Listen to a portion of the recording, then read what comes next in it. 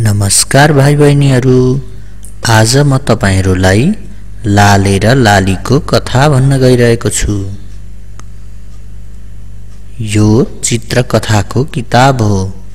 विशेष गरी यो सामग्री बाल विकास केन्द्र तथा प्रारम्भिक तहका बालबालिकाहरूको पठन क्षमता साथै पठन संस्कृतिको विकास गर्न सहयोग पुगोस् भन्ने उद्देश्यले तयार पारिएको हो र यसका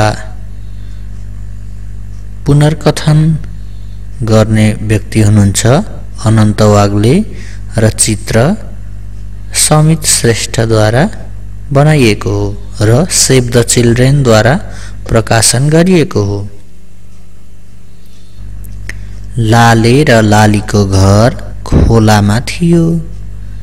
लाले र लाली खोलामा पौडिरहेका थिए। धेरै पौडिएपछि किनारमा आए।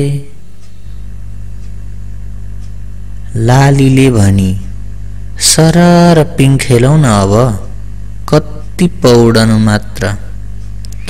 लाले र लालीले पिङ बनाउने निधो गरे।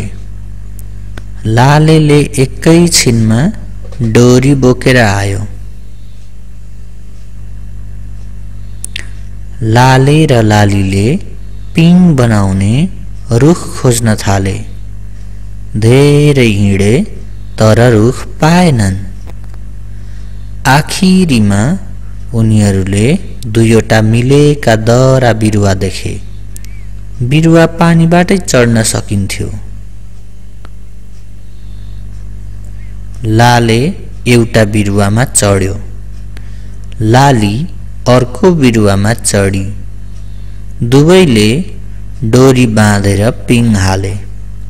लाले र लाली पिङमा चढे।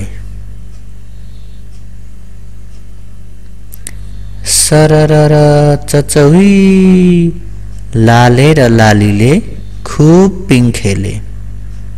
पिङ त माथि माथि गयो, माथि माथि गयो।